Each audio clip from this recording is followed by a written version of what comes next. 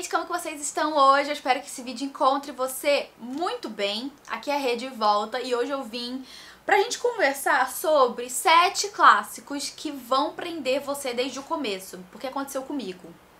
Então eu acho que vai acontecer com você também.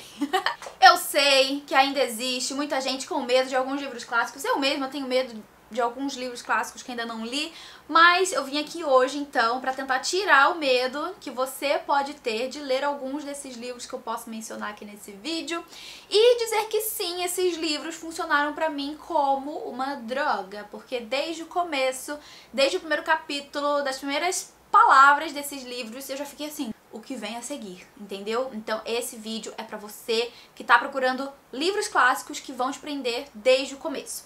Só que antes de a gente começar a falar sobre esses livros, quero lembrar você pra deixar o curtir aqui embaixo, isso ajuda muito na entrega do meu conteúdo. Se você tá chegando aqui no canal por esse vídeo, seja muito bem-vindo ou muito bem-vinda, aproveita, se inscreva aqui embaixo, ativa também o sininho, que assim você recebe as notificações dos próximos vídeos. Aqui a gente fala de tudo, não só de livro clássico, mas de, todos os tipos de livros. Também quero lembrar vocês que a gente tem um canal de novidades no Telegram, o link vai ficar aqui embaixo. Nesse canal vocês recebem notificação também de quando saem vídeos novos no canal, quando eu entro ao vivo em alguma live, quando saem também promoções, enfim, eu conto pra vocês lá as novidades. Então se você tiver interesse, o link fica aqui embaixo. E é claro, lembrar vocês também que a gente tem um clube de apoio no Catarse, que é um projeto muito lindo, o link vai estar aqui embaixo também, pra você ir lá conferir todos os apoios e as recompensas. E é isso então, recados dados, vamos para esse vídeo. Sim, gente, eu vou falar dele, do maior em termos de tamanho e também de história, O Conde de Monte Cristo. Esse livro, assim, eu não tenho palavra para começar a falar sobre este tijolo, que sim, assusta muita gente por ser um clássico e por ser gigante, mas assim, esse livro é viciante, gente, sério. Ele vai contar pra gente a história de um protagonista que foi injustamente acusado de um crime que ele não cometeu. Ele vai pra prisão e lá na prisão ele vai conhecer uma espécie de padre, bispo, eu não lembro agora exatamente, mas uma figura religiosa, que é o seu colega de cela. Daí eles vão conversar e tudo mais. Vai surgir ali toda uma espécie de um plano de fuga e também um mapa de um tesouro que esse padre, né, esse bispo, vai contar pro nosso protagonista. E daí o que vai acontecer em algum momento ele vai conseguir sair da prisão, ele vai encontrar esse tesouro e ele vai se tornar o Conde de Monte Cristo, preparado para trazer justiça ou vingança.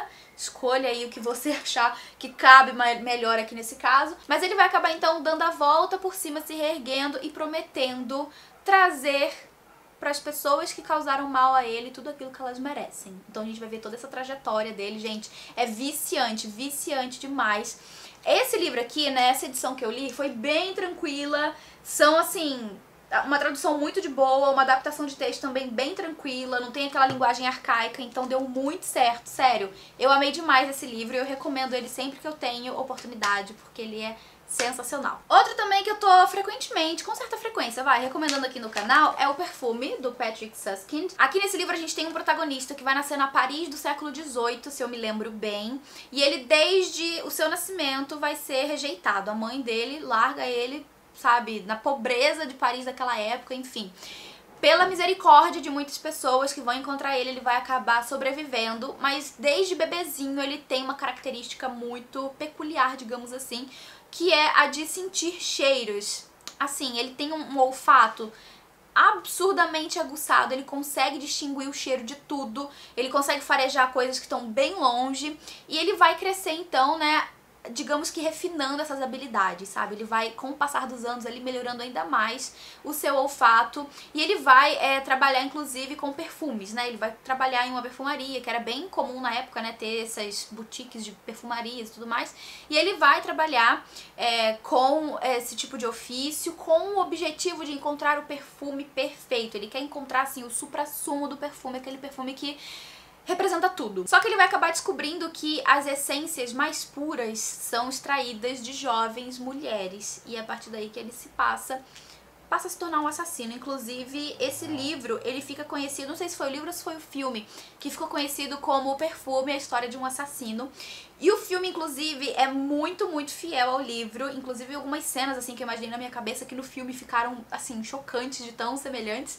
Então eu recomendo demais esse livro. Ele também é bem fluido, bem rápido e curto, ó, ele não tem muitas páginas. Além de que ele instiga desde o começo, né, porque você fica querendo saber aonde que essa história vai chegar. Então eu recomendo demais a leitura. Se você ainda não conhece essa história, vai conhecer, que eu tenho certeza que você vai gostar. Vou falar dele também, A Casa dos Espíritos, que é outro livro que prende desde o começo, porque você fica muito instigado pra saber mais sobre essa família. E é uma família muito numerosa, são muitos personagens na história, no caso, que não foca só numa família, mas enfim, né, em vários personagens. E a gente tem muita informação sobre a história dessas pessoas. Como são muitos personagens, eu não diria que aqui a gente tem como dizer que existe um protagonista, mas a gente tem a história contada desde o princípio da família que vai estruturar essa história, que começam lá com o casamento da Clara e do Esteban, eu acho que é Esteban o nome dele, que vão se casar e vão constituir essa família lá por talvez o início do século XX, e tem muito também de acontecimentos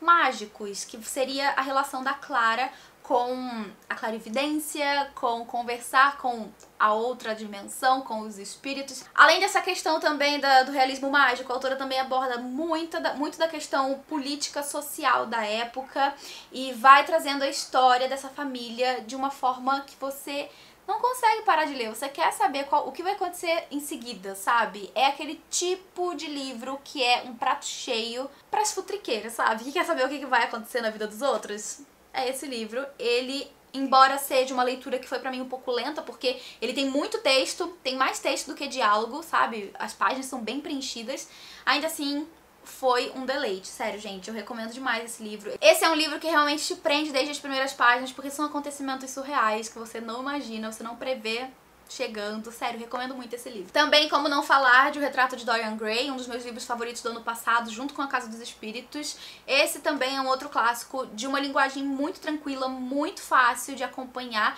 e que também, desde as primeiras páginas, é bem instigante, te prende a atenção logo a princípio, que a gente vai ter essa primeira cena, assim, de apresentação da história, um pintor ali trabalhando em uma peça, né, em um quadro, e um amigo dele, que é uma pessoa ali da alta sociedade, que tá sentada junto com ele conversando sobre a figura do quadro, que seria Dorian Gray.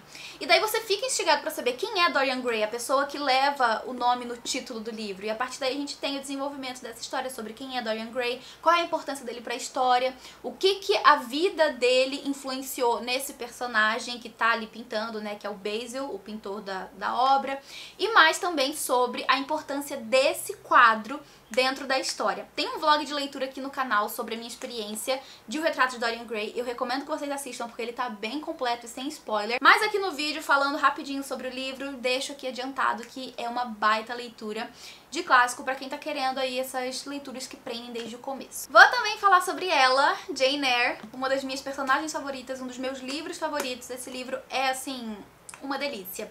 Esse é o tipo de livro que vai abordar de um tudo, sabe? Ele vai ter drama, ele vai ter um pouco de suspense, um pouco de mistério, um pouco de romance, um pouco de comédia. É um livro realmente que aborda de um tudo durante o crescimento de Jane Eyre, porque é isso que a gente encontra aqui. É um romance de formação dessa menina que desde muito jovem é órfã, é rejeitada pela família, né, pelos tios ali que cuidam dela. Ela sempre sofreu muito na mão das primas que não primas e primo, que não gostam dela por influência da mãe, enfim, tem toda uma questão assim de rejeição desde a infância.